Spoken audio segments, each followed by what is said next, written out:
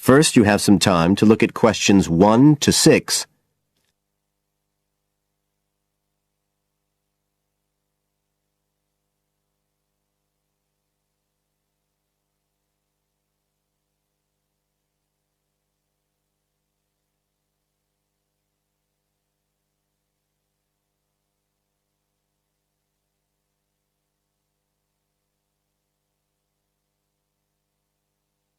You will see that there is an example which has been done for you. On this occasion only, the conversation relating to this will be played first.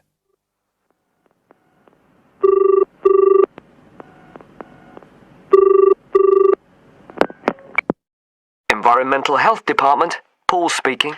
Oh, hello. I wanted to report a vehicle that's been left parked near where I live. I think it's been abandoned. I wondered if the council could arrange to get it towed away. Have I got through to the right department? Yes, you have. If I could just take a few details. Your name, please? Mrs. Shefford. Thank you. The caller's name is Mrs. Shefford, so Mrs. Shefford has been written in the space. Now we shall begin. You should answer the questions as you listen, because you will not hear the recording a second time. Listen carefully and answer questions 1 to 6.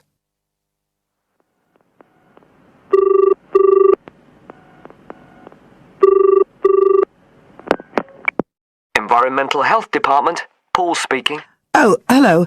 I wanted to report a vehicle that's been left parked near where I live. I think it's been abandoned. I wondered if the council could arrange to get it towed away. Have I got through to the right department? Yes, you have. If I could just take a few details. Your name, please? Mrs. Shefford. Thank you.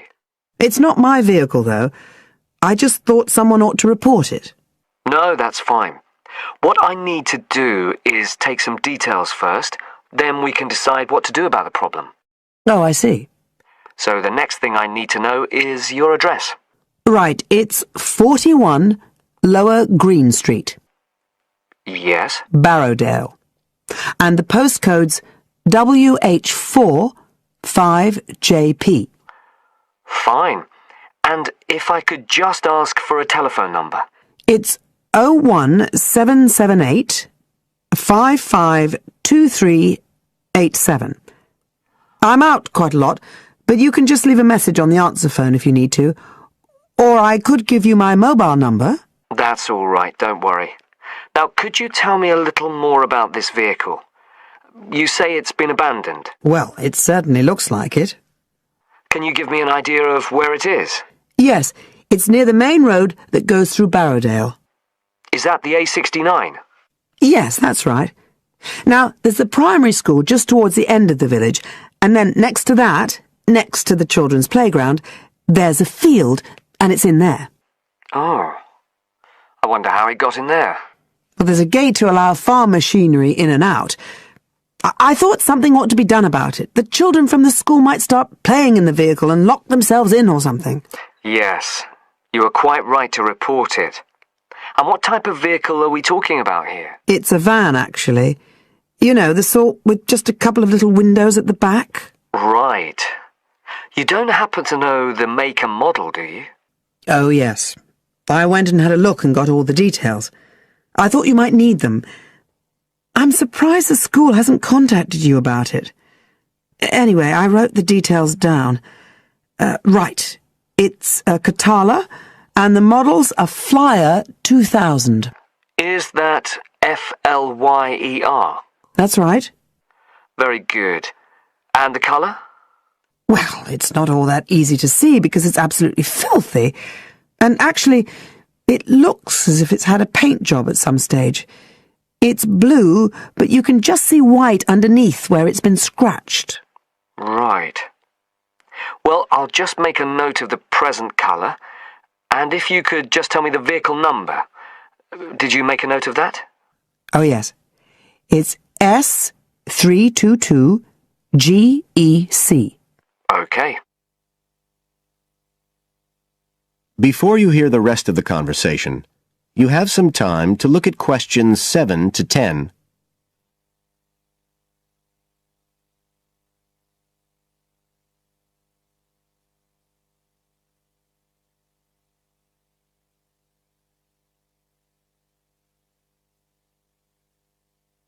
Now listen and answer questions 7 to 10. And it sounds as if the general condition of the vehicle isn't too good, from what you say. No, it's pretty poor. It wouldn't be drivable. It's got a flat tire and there's a crack in the windscreen. I reckon someone just wanted to get rid of it. That's usually the way. It's been there for nearly a week. No, it must be 8 days. I remember it was a Sunday morning when I noticed it. It wasn't there the day before. I walk past it most days on the way to the shops. I'd have thought the school would have reported it. Does the field actually belong to the school? No, it's part of Hill Farm Estate. Right. I'll just make a note of that. And I don't suppose you have any information about who might own the vehicle? No, I've no idea. So what will you do now? Well, we'll come and have a look and see if we can trace the owner. And if we can't, the vehicle will be removed as rapidly as the law permits. It could be anything up to 20 days. One thing I should say, I'm quite sure this doesn't belong to anyone round here. I'd definitely recognise it if it was from someone who lived here. So you don't think it was anyone local? Right. I'd say at a guess we're looking at a stolen vehicle here. I did wonder if it might have been. You hear such a lot about car thieves nowadays. Well, we certainly will be looking into that possibility. Anyway, thank you for contacting us, Mrs. Shefford, and we'll keep you informed of what happens. Right. Thank you very much. Goodbye. Goodbye. That is the end of Section 1. You now have half a minute to check your answers.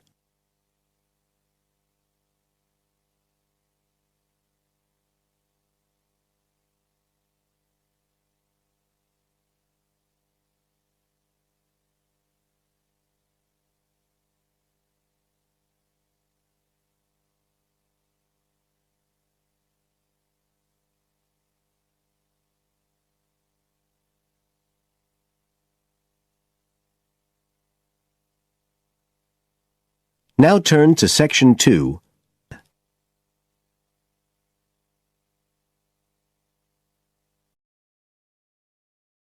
Section 2.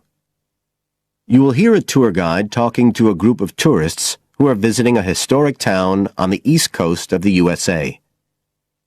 First, you have some time to look at questions 11 to 17.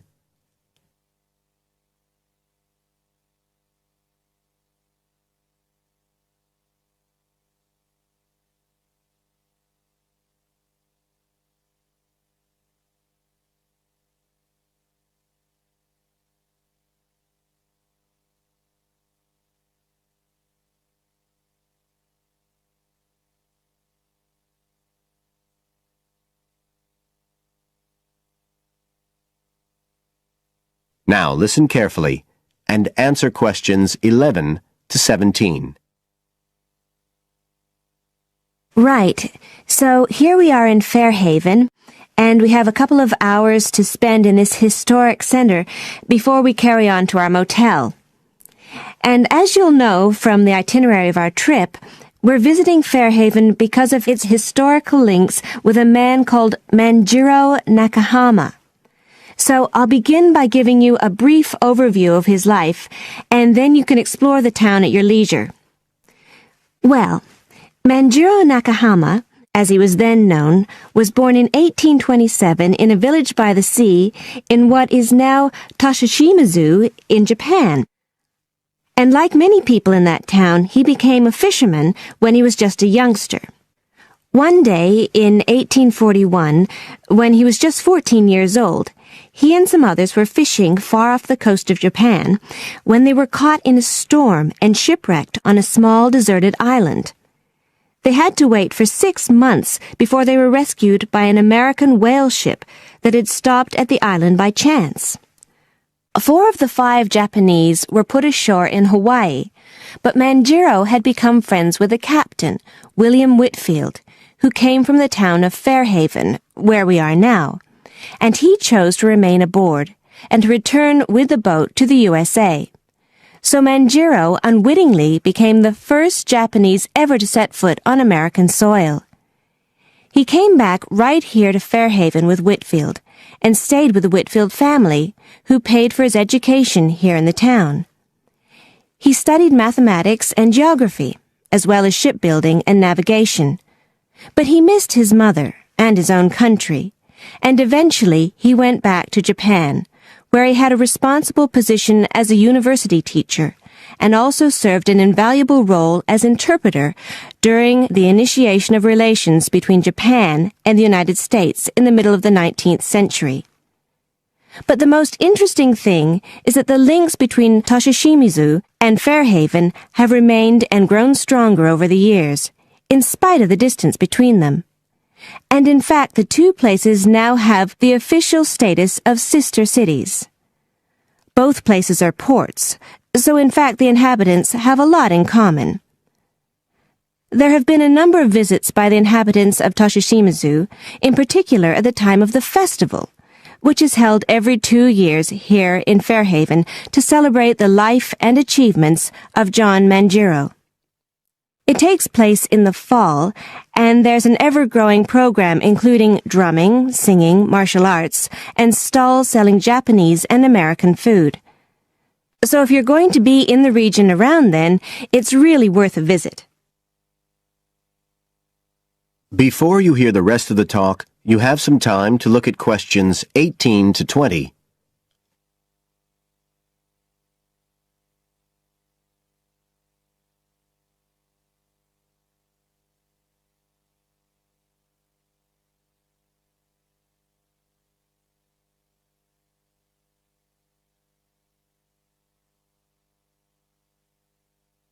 Now listen and answer questions 18 to 20.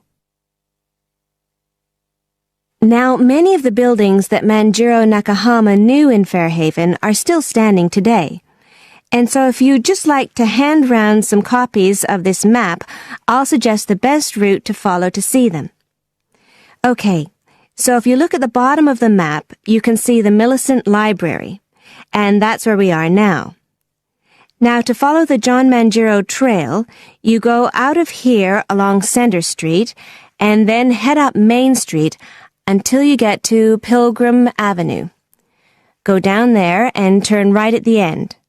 Go straight on, and just on the corner with Oxford Street, you'll see a 2-story house.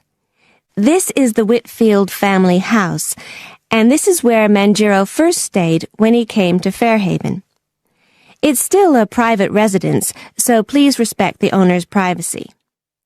Okay, now if you carry on along Oxford Street, then turn left at the end, you'll come to North Street, and about halfway down there is what's known as Old Oxford School. This was the very same school that Manjiro attended when he lived here. It was considered to be the best school in town because of the quality of the building. Unusually, it was built of stone, and the quality of the teaching. Nowadays, it's usually closed, except on special occasions. Go on to the end of North Street and turn the corner onto Adams Street. If you follow the road down back towards the library, you go round a couple of sharp bends, and on the second of these, you can see the School of Navigation, which Manjiro also attended. And if you follow the road on, you'll soon find yourself back here at the library. And I'd suggest you spend some time looking around that too, if you have any time left. Right. Now, does anyone have any questions?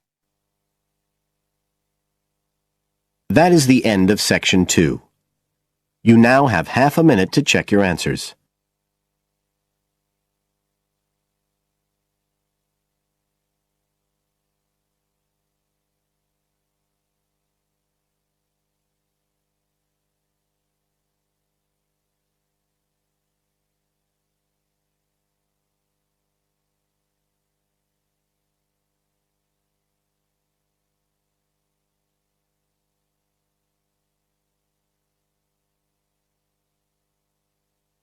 Now turn to section 3,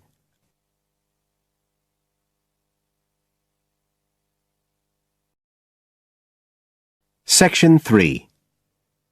You will hear part of an interview between Dr. Hilsden, a member of staff on a fashion design course, and a student, Julia, who is applying to do the course. First, you have some time to look at questions 21 to 23.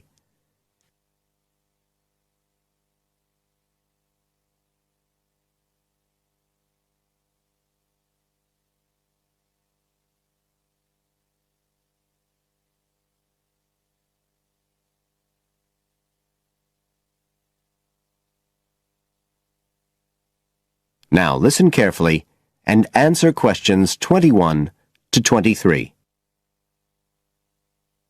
Right, Julia. So, from your CV and portfolio, and what you've already told me, you seem to be very much the sort of person we're looking for on the postgraduate course. So tell me, you finished your fashion design course in London 4 years ago. Did you think of carrying straight on and doing a higher degree at the time? Yes, but there were financial pressures. So I ended up working in the retail industry, as you can see from my CV. And actually, it was a very useful experience. In what way? Well, I was lucky to get the job with Fashion Now. They're a big store.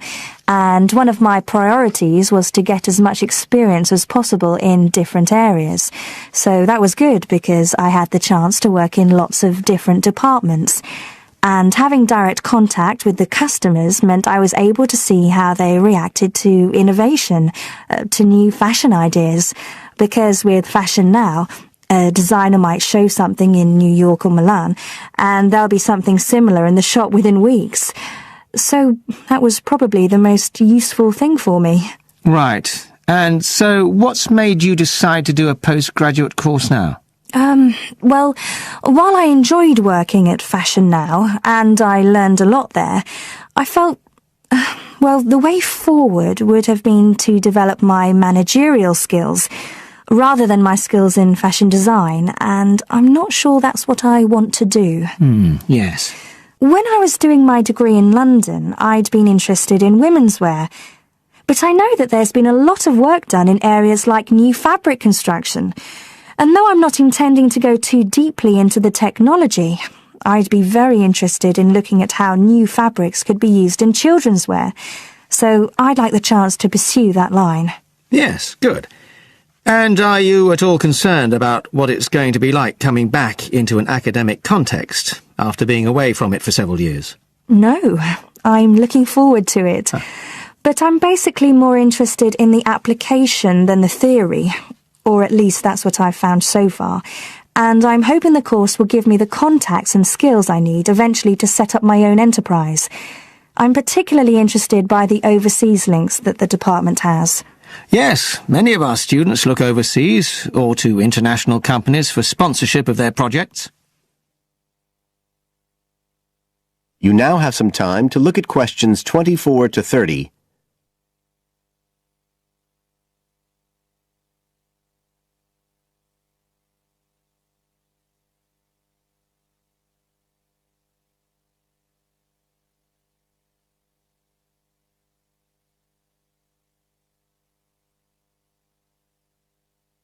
Now listen and answer questions 24 to 30. And the facilities here look excellent. I just went to look at the library. It's really impressive. There's so much room compared with the one at my old university. Yes, most students find it's a good place to study. And there are link-ups to other universities, of course, and all the usual electronic sources. The staff run an information skills program, which we recommend all postgraduates do in the first week or two. Design students find these special collections particularly useful. Yes. Then we have a separate computer centre, which has its own academic coordinator, Tim Spender. He's got a background in art design, and the ethos of the centre is that it's a studio for innovation and creativity, rather than a computer laboratory. Oh, right. I liked the study spaces where students can sit and discuss work together. Very useful for joint projects. We always had to do that sort of thing in the cafeteria when I was an undergraduate. And I read in the brochure that there's a separate resource for photography. Yes, it's called Photomedia. It's not just for photography, but things like digital imaging and new media. It's a resource for all our students, not just fashion design. And we encourage students to work there, producing work that crosses disciplinary boundaries. It's well used. In fact, it's doubled in size since it was set up 3 years ago. And we also have an offshoot from that, which is called time-based media. This is for students who want to develop their ideas in the area of the moving image or sound. That's in a new building that was specially built for it just last year. But there are plans to expand it, as the present facilities are overstretched already. Right. Now, is there anything you would like to ask about the course itself? I know it's a combination of taught modules and a specialist project, but how does assessment fit in? Well, as you'd expect on a course of this nature, it's an ongoing process. The degree course has 4 stages, and there are what we call progress reviews at the end of each of the first 3. Then the final assessment is based on your project. You have to produce a report, which is a critical reflection on your work. And is there some sort of fashion show? There's an exhibition. The projects aren't all focused on clothes as such. Some are more experimental, so that seems more appropriate. We ask representatives of fashion companies along, and it's usually well attended. Right. And another thing I wanted to ask. That is the end of section 3. You now have half a minute to check your answers.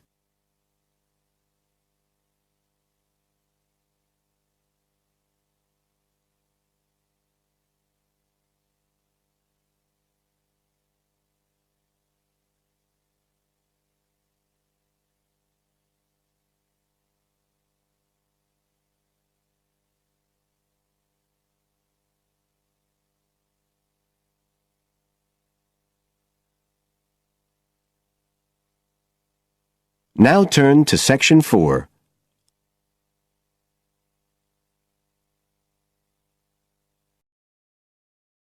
Section 4. You will hear a lecturer talking about the importance of laughter. First, you have some time to look at questions 31 to 40.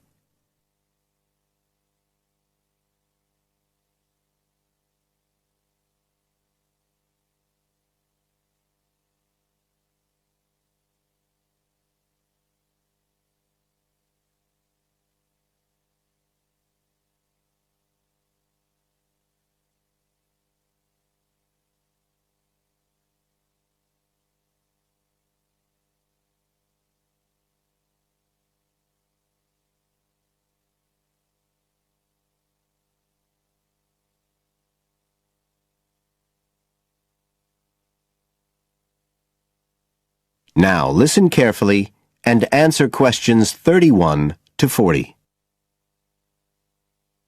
Good afternoon, everybody. And in our second talk on social psychology, I want to look at the role of laughter in our lives, something that usually gets everyone smiling from the start. So, first of all, I'll start by looking at the actual nature of laughter.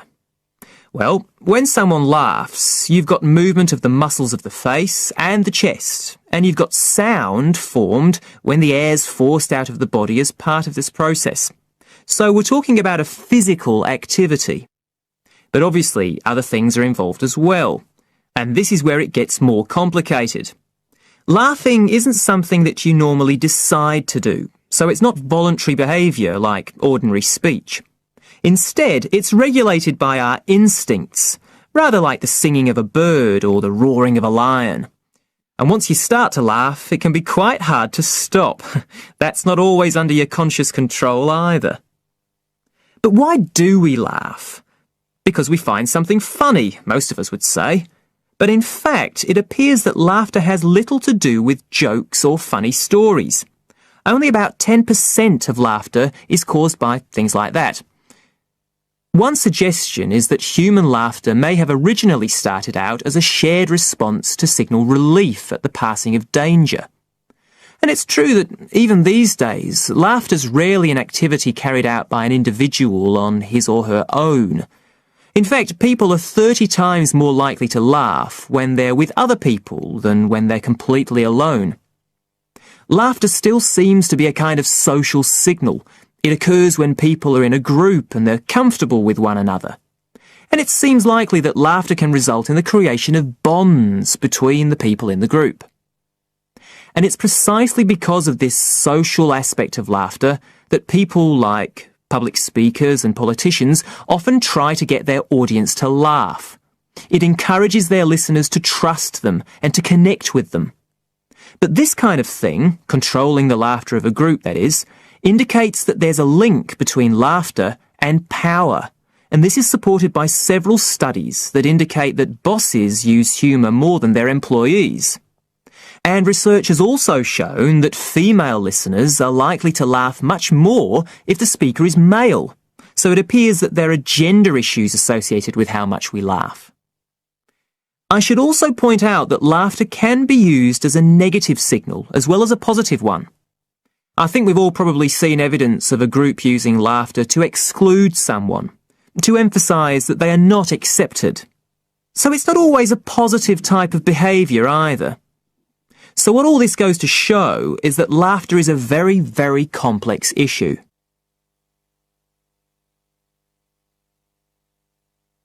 It does appear, however, that laughter has definite benefits.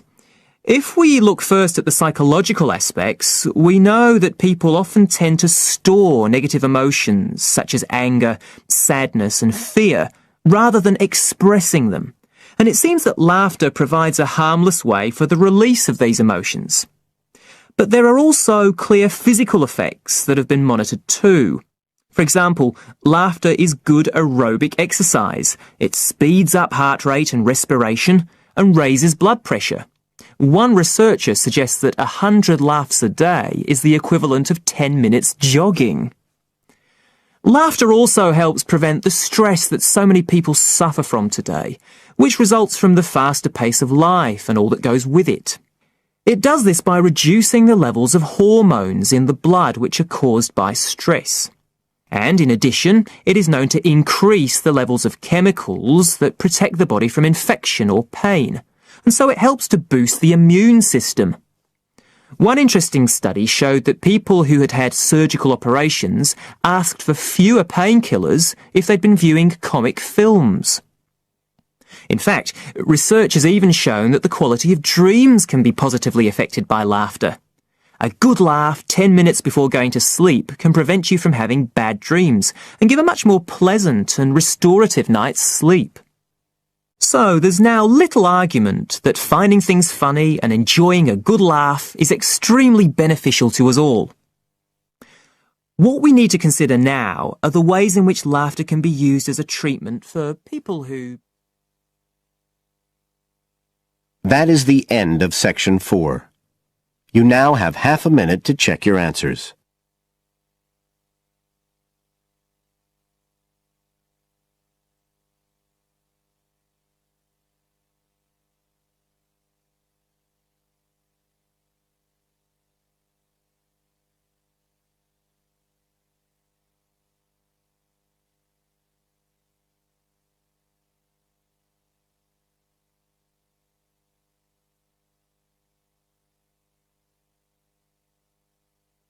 That is the end of the listening test.